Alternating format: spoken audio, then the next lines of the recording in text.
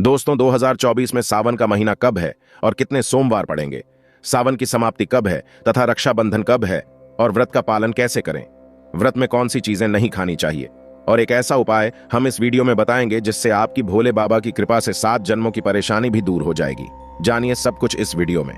सबसे पहले सुंदर सी इस वीडियो को लाइक करके कमेंट में लिख दें हर हर महादेव, ओम नमः शिवाय। दोस्तों सावन का महीना शिव भक्तों के लिए प्यार की सौगात लेकर आता है। यही वो महीना है जिसे हम प्यार का महीना भी कहते हैं। पक्षियों की चहचहाहट मधुर संगीत में बदल जाती है, वर्षा ऋतुओं का आगमन होता है, प्रकृति जगमग्न हो जाती है, खूबसूरत शब्दों में आपस में बातें करती हैं। साथ ही साथ शिव भक्त बड़े जोरों शोरों के साथ सावन के महीने का बड़ी ही बेसब्री से इंतजार करते हैं। सावन में भगवान शिव धरती पर आकर अपने हर भक्त के घर में वास करते हैं और उनकी सच्ची भक्ति से धन धान्य करते हैं। सावन का हर एक दिन बहुत ही शुभ माना जाता है। हर दिन पवित्र होता है, हर दिन भगवान शिव की पूजा की जाती है। लेकिन सोमवार के व्रत की बात ही कुछ और होती है। पवित्र और शुभ दिन होता है सोमवार का दिन। इस दिन व्रतधारी व्रत रखकर संपूर्ण फलों की प्राप्ति करते हैं और अगले दिन सावन के पवित्र महीने में फिर से सोमवार के व्रत के आने की कामना करते हैं ताकि सावन में हम व्रत का फिर से संपूर्ण पालन और फल प्राप्त कर सकें। दोस्तों आपको बता दें, इस बार सावन का महीना 2024 22 जुलाई और सोमवार के दिन पड़ेगा। सावन की समाप्ति होगी 19 अगस्त के दिन और सावन के आखिरी सोमवार के दिन ही 19 अगस्त यानी सोमवार के दिन ही रक्षाबंधन का त्योहार भी मनाया जाएगा। दोस्तों अब जानते हैं सावन के इस पवित्र महीने में कितने सोमवार पड़ेंगे और आपको कितने व्रत रखने हैं। आइए जानते हैं। सावन मास का पहला दिन 22 जुलाई दिन सोमवार है। पहले ही दिन सावन में सोमवार पढ़ने से 4 चांद लग गए हैं। सावन का दूसरा सोमवार व्रत 29 जुलाई दिन सोमवार है। तीसरा सोमवार व्रत 5 अगस्त। सावन का पवित्र चौथा व्रत 12 अगस्त के दिन पड़ेगा और 19 अगस्त को 5वां सोमवार है। दोस्तों ऐसे में कुल मिलाकर 5 सोमवार पढ़ेंगे और अंत में 19 अगस्त यानी सोमवार के दिन सावन समाप्त हो जाएंगे। दोस्तों ऐसे में हम जानते हैं सावन के इस पवित्र महीने में कौन सी गलती नहीं करनी चाहिए जिससे कि शिव नाराज न हो। और सावन व्रत में ये फल तो कभी मत खाना, नहीं तो भगवान भोले बाबा आपसे क्रोधित हो सकते हैं, आपका व्रत टूट सकता है। आइए जानते हैं कुछ ऐसी सावधानियां जिसे भूलकर भी नहीं करना चाहिए। दोस्तों नंबर 1, शास्त्रों में कहा गया है कि व्रतधारी को उधार मांगकर फल आदि नहीं खाने चाहिए। इससे पाप लगता है और व्रत अधूरा रह जाता है। सोमवार का व्रत हो या कोई भी व्रत क्यों ना हो, पड़ोसियों से मांगकर भी व्रत आदि में फल वगैरह नहीं खाने चाहिए। व्रत में उधार मांगकर खाने से व्यक्ति का व्रत झूठा हो जाता है। ईश्वर की शरण में आने पर व्यक्ति को झूठ नहीं बोलना चाहिए, कर्ज नहीं लेना चाहिए, चुगली आदि नहीं करनी चाहिए, उधार मांगकर भी नहीं खाना चाहिए। अगर आपको कोई अपनी मर्जी से खाने के लिए व्रत में कुछ देता है तो उसे आप खा सकते हैं, लेकिन व्रत में कम से कम उधार मांगकर फल आदि नहीं खाना चाहिए। इससे पाप लगता है और व्यक्ति की पवित्रता भंग हो जाती है। दोस्तों नंबर 2, सोमवार का व्रत हो या सावन का व्रत आपको नाशपाती नहीं खाना चाहिए। दरअसल इस फल का नाम नाश यानी नाश करने वाला होता है, इसलिए इस फल को व्रत में नहीं खाना चाहिए। व्रत आदि को छोड़कर किसी और दिन आप कभी भी खा सकते हैं, लेकिन अगर जिस दिन आपका व्रत हो उस दिन नाशपाती का सेवन नहीं करना चाहिए। भगवान को भी नाशपाती नहीं चढ़ाना चाहिए। दोस्तों नंबर 3, कुत्तू या सिंगाड़े का आटा खाने से भी आपका व्रत टूट सकता है। आपको बता दें लंबे समय से रखा हुआ आटा आपका व्रत भंग कर सकता है। दरअसल पुराने आटे में घुन आदि कीड़े वगैरह पड़ जाते हैं जो ठीक तरह से दिखाई भी नहीं देते। ऐसा आटा खाने पर दरअसल आप मांस का सेवन करते हैं और व्रत में कीड़े खाना घोर पाप के बराबर माना गया है और आपका व्रत भी भंग हो जाता है। व्रत में ताजा आटा खाना चाहिए। लंबे समय से रखे हुए आटे में कीड़े पड़ जाते हैं, ऐसा कभी न करें। व्रत हमेशा शुद्धता में ही रखना चाहिए। सावन का महीना बड़ा ही पवित्र महीना माना गया है, इसीलिए ये 5 चीजें भगवान शंकर के पास कभी न रखे। तो चलिए जानते हैं। दोस्तों नंबर 1, जहां रखा हो शिवलिंग या महादेव की कोई भी प्रतिमा तो वहां पर भूलकर भी चप्पल जूते लेकर नहीं जाना चाहिए। जरा सोचिए, जब आपके कमरे में कोई चप्पल लेकर प्रवेश करता है तो आपको कितना क्रोध आता है। इसी कारण महादेव भी आपसे नाराज हो जाते हैं और आपको मिलने वाला फल नष्ट हो जाता है। ऐसे में मंदिर में नंगे पांव ही प्रवेश करना चाहिए, क्योंकि चमड़े की चप्पल हमेशा अशुद्ध रहती है। इससे देव शक्ति नाराज होती है। दोस्तों, नंबर 2, अक्सर महिलाओं को मासिक धर्म आ जाता है और वो बिना किसी को बताए पूजा पाठ कर लेती है, जो कि शास्त्रों में वर्जित माना गया है। इस समय महिलाओं को जानकर भी अनजान नहीं बनना चाहिए। अगर आपको मासिक पीड़ा है तो घर के बने मंदिर में या बाहर बने मंदिर में कभी प्रवेश नहीं करना चाहिए। इससे देव शक्तियां नाराज होकर आपसे क्रोधित हो सकती है। ऐसे समय में शिवलिंग को छूना घोर पाप के बराबर माना गया है। जरा सोचिए, ऐसी अवस्था में जब महिला को बुरा लगता है तो ईश्वर को कितना बुरा लगेगा। इसीलिए महिलाओं को ऐसी अवस्था में मंदिर यात्रा, घर में पूजा पाठ, भगवान की प्रतिमा को छूना या तुलसी में पानी भी नहीं डालना चाहिए। तुलसी का पौधा भी सूख जाता है। जब देव शक्तियां नाराज होती है तो लाजमी है कि घर में कंगाली और गरीबी, लड़ाई झगड़े होने लगते हैं। ऐसा कभी मत करना। दोस्तों, नंबर 3, शास्त्रों में बताया गया है कि जहां होता है शिवलिंग तो वहां पर सभी शक्तियां सक्रिय रहती है। अगर घर में होता है शिवलिंग तो वह व्यक्ति महादेव की कृपा सदैव पा लेता है। वास्तु शास्त्र के अनुसार शिवलिंग से हर वक्त ऊर्जा का संचार होता रहता है। इसीलिए शिवलिंग पर जल धारा हमेशा होनी चाहिए, जो ऊर्जा को शांत रखता है। कुछ लोग अपने घर में शिवलिंग तो रख लेते हैं, लेकिन वो 1 हफ्ते के बाद जल चढ़ाते हैं, जो कि बिल्कुल भी अच्छा नहीं माना जाता। अगर आप जल नहीं चढ़ा सकते तो आप अपने घर में शिवलिंग स्थापित कभी ना करें, जो कि गरुड़ पुराण में बताया गया है। इससे उल्टा घर में विनाश होता है। दोस्तों, नंबर 4, शास्त्रों में बताया गया है कि तुलसी और महादेव का बैर माना गया है। इसी कारण तुलसी में शिवलिंग और गणेश की प्रतिमा को नहीं रखा जाता। कई लोग जाने अनजाने में शिवलिंग को तुलसी में रख देते हैं और घर में परेशानियां आना शुरू हो जाती हैं। इससे महाशक्तियां क्रोधित हो जाती हैं। शिवलिंग पर तुलसी भी नहीं चढ़ाना चाहिए। तुलसी में और शिवलिंग में कुछ दूरी होनी चाहिए। दोस्तों, नंबर 5, घर का मंदिर या बाहर का मंदिर। किसी भी मंदिर में ऐसे व्यक्ति को प्रवेश नहीं करना चाहिए जिसने स्त्री प्रसंग अर्थात संभोग किया हो या उसने मांस खाया हो। अगर आप शारीरिक रूप से गंदे हैं तो मंदिर के आसपास भी नहीं जाना चाहिए। घर के बने मंदिर में कोई कपड़ा आदि डाल देना चाहिए। जरा आप ही सोचिए, क्या आप मांस खाकर या स्त्री के साथ शारीरिक संबंध बनाकर भगवान के पास जाएंगे और क्या वो आपसे प्रसन्न होंगे? बिल्कुल भी नहीं।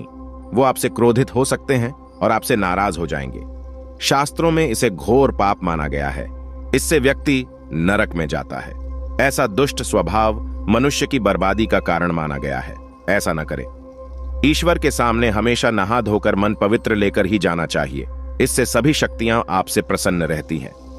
दोस्तों, सावन के महीने में महादेव को ऐसे बेलपत्र कभी मत चढ़ाना बहुत ही अशुभ माना जाता है। दोस्तों, पौराणिक मान्यताओं के अनुसार बेलपत्र चढ़ाने से शिव जी का मस्तक शीतल रहता है। बेलपत्र से भगवान शिव की पूजा करने से दरिद्रता दूर होती है और व्यक्ति सौभाग्यशाली बनता है। इससे हनुमान जी भी प्रसन्न होते हैं, क्योंकि वे शिव के ही अवतार हैं और इस बात को शायद ही कोई जानता हो। दोस्तों, पहले आप ये जानें कि बेलपत्र का उपयोग और इसके लाभ कैसे मिलते हैं। दोस्तों, नंबर 1, तीनों लोकों में जितने तीर्थ स्थल प्रसिद्ध हैं, वे सभी तीर्थ स्थल बेलपत्र के मूल भाग में स्थित माने जाते हैं। इस बात को शायद ही कोई जानता हो। दोस्तों, नंबर 2, यदि बेल का वृक्ष घर के बीचों बीच या पूर्व दिशा में लगा हो तो घर में धन धान्य की कोई भी कमी नहीं रहती और परिजन खुशहाल रहते हैं। दोस्तों, नंबर 3, जो व्यक्ति बेल के वृक्ष के मूल भाग की गंध, पुष्प आदि से पूजा अर्चना करता है, उसे मृत्यु के पश्चात शिवलोक की प्राप्ति होती है। दोस्तों, अब जानते हैं बेलपत्र से जुड़ी कुछ खास बातें। चतुर्थी, अष्टमी, नवमी, चतुर्दशी और अमावस्या तिथियों को, संक्रांति के समय और सोमवार को बेलपत्र नहीं तोड़ना चाहिए। पूजा से 1 दिन पूर्व ही बेलपत्र तोड़कर रख लें। दोस्तों, आपको बता दें, बेलपत्र कभी अशुद्ध नहीं होते। यदि आपको पूजा के लिए नया बेलपत्र नहीं मिल रहे हैं तो आप किसी दूसरे के चढ़ाए हुए बेलपत्र को स्वच्छ जल से धोकर भगवान शिव को अर्पित कर सकते हैं। दोस्तों, बेलपत्र में 3 पत्तियां होनी चाहिए। कटी फटी पत्तियों का बेलपत्र भगवान शिव को अर्पित गलती से भी मत करना। कटी फटी पत्तियों को अर्पित करने से शिव का अपमान माना जाता है और बेलपत्र का भी। इसलिए बेलपत्र की पत्तियां एकदम साफ होनी चाहिए। दोस्तों, सावन के इस पवित्र महीने में अगर जिस व्यक्ति को 5 संकेत मिल जाए तो इससे ये पता चलता है कि महादेव आपकी भक्ति से बहुत प्रसन्न है और आपको धनी होने से कोई भी नहीं रोक सकता। तो चलिए जानते हैं। दोस्तों, नंबर 1, बैल का दरवाजे पर आना। नंदी महाराज भगवान भोलेनाथ के वाहन है। नंदी को भगवान शिव का द्वारपाल भी कहा गया है। नंदी महाराज को बुद्धि और ज्ञान का प्रतीक माना गया है। शिव के मंदिर के बाहर हमेशा नंदी महाराज विराजित रहते हैं। लेकिन अगर सावन के इस पवित्र महीने में अचानक से नंदी महाराज आपके दरवाजे पर आ जाए और घर की चौखट को सींग मारने लगे, तब आपको समझ लेना चाहिए कि भगवान शिव आपके घर में आने वाले हैं, जो कि ये एक उनके आने का संकेत है। भगवान शिव आपकी भक्ति से बहुत प्रसन्न है और आपके घर में खुशियां आने वाली है। आपको धनी होने से कोई नहीं रोक सकता। लेकिन याद रहे, नंदी महाराज को तिलक लगाकर मीठा भोग जरूर खिलाएं। दोस्तों, नंबर 2, सावन के पवित्र महीने में अचानक से आपके सपनों में अगर शिवलिंग दिखाई दे जाए, अर्थात भगवान शिव दिखाई दे जाए, तो इसे आपको यह समझना चाहिए कि अब आपके जीवन से परेशानियों का अंत जल्दी हो जाएगा। भगवान शिव आपकी सच्ची आराधना भक्ति से बहुत खुश है और वो आपके घर में आने वाले हैं। ऐसे में याद रहे, शिव की भक्ति में कोई भी कमी नहीं आनी चाहिए। घर को गंदा मत रखना, क्योंकि आपके घर में भगवान शिव आने वाले हैं। दोस्तों, नंबर 3, शास्त्रों के अनुसार माना गया है कि नीलकंठ भगवान शिव का प्रतीक है। अगर आपके घर में सावन के महीने में नीलकंठ छत पर आकर बैठ जाए तो उसे भूल कर भी मत भगाना, क्योंकि यह भगवान शिव का प्रतीक माना गया है। ऐसे में आपको खुश होना चाहिए, क्योंकि भगवान शिव आपकी भक्ति से बहुत खुश है। शास्त्रों में बताया गया है कि नीलकंठ अगर मनुष्य के घर पर आकर बैठ जाए तो साक्षात घर में महाशिव के आने के संकेत माने गए हैं।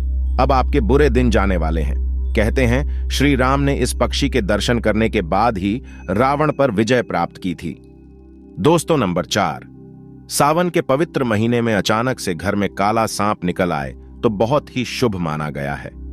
इसे बिल्कुल भी न मारे, ये भगवान शिव के आने का संकेत है, जिनकी भक्ति से महादेव प्रसन्न होते हैं।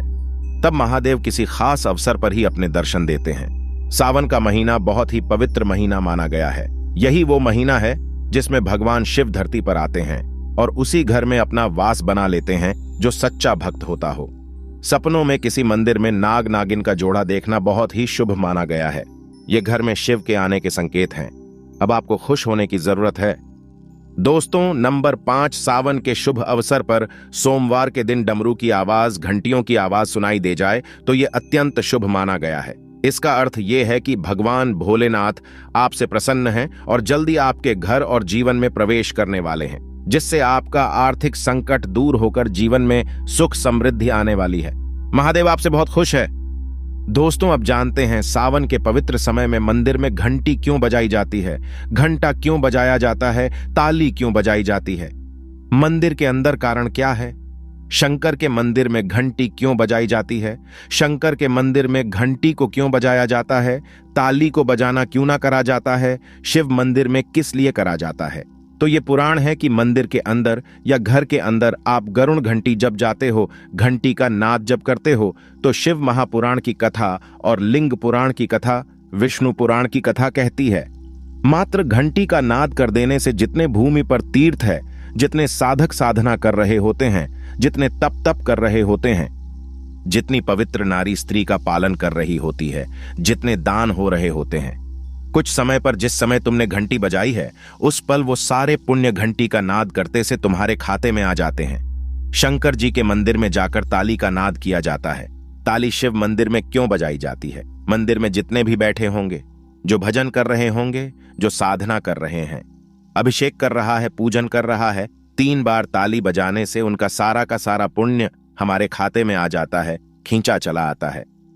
हमारा भाग्य प्रबल हो जाता है, 1 सेकंड में हमारे खाते में आ जाता है और हमें लगता है हम शंकर को रिझा रहे हैं। शंकर को रिझाएं शिव जरूर देते हैं। घर में गरुड़ घंटी का नाद करना। दोस्तों, इसलिए बच्चों को खेलने के लिए घंटी नहीं दी जाती। गरुड़ घंटी कोई खेलने को नहीं देता।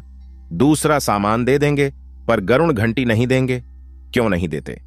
क्योंकि गरुड़ घंटी का जब नाद किया जाता है तो सबका पुण्य हमारे खाते में जाता है। कोई साधारण है घंटी बजाना, पूजन के समय, स्मरण के समय पर भजन आदि करना चाहिए। इसलिए घंटी भी हर कभी नहीं बजाई जाती। और आपसे भी निवेदन है, मंदिर में भी जाओ तो घंटी का नाद करो तो बड़े प्रेम से करो, ऐसे नहीं बजाओ, बजाए जाओ बजाए जाओ। कई मंदिरों में मंदिर का पट बंद हो जाता है तो भी लोग घंटी बजा देते हैं, दोष लगता है। भगवान अगर मंदिर में सो रहे हैं तो उस समय घंटी बजाना घोर पाप माना जाता है। जिस जगह पर ब्राह्मण विद्वान है, साधक हैं, संत हैं, साधु हैं, मंदिर अगर बंद होता है तो उसके साथ में घंटी के नीचे के भाग को रस्सी से ऊपर बंद दिया जाता है, जिससे बजे ना। कहते हैं अगर भगवान अगर विश्राम कर रहे हैं, सो रहे हैं, निंद्रा वश्य है या पट बंद है, कुछ समय पट बंद का समय है और घंटी का अगर नाद हो जाए तो कहते हैं 11 ब्राह्मण के भूखे रहने का दोष लग जाता है जीवों को। मात्र घंटी बजा देने पर अगर भगवान विश्राम में है, पट बंद, दरवाजा बंद और लिखा हुआ है समय मंदिर खुलने का समय 11 बजे से 3 बजे तक मंदिर बंद होने का समय, और तुमने यदि समय देख लिया, फिर भी तुमने तो देख लिया और तुम उस समय कह रहे हो मैं दूर से आया हूं, घंटी तो बजाऊंगा, तो ऐसा करने से कई लोगों के भूखे रहने का दोष आपको लग जाता है। घंटी बजाने का सबसे शुभ समय माना जाता है सुबह 4 बजे से लेकर सुबह 11 बजे तक अत्यंत दुर्लभ और मंगलकारी माना जाता है।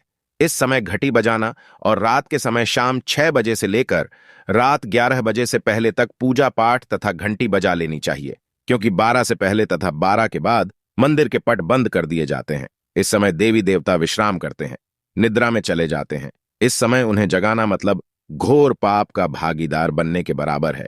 आप अपने पुण्य नष्ट कर सकते हैं। अगर आप वाकई में भगवान शिव की कृपा प्राप्त करना चाहते हैं तो सच्चे दिल से कमेंट बॉक्स में लिखें हर हर महादेव, ओम नमः शिवाय।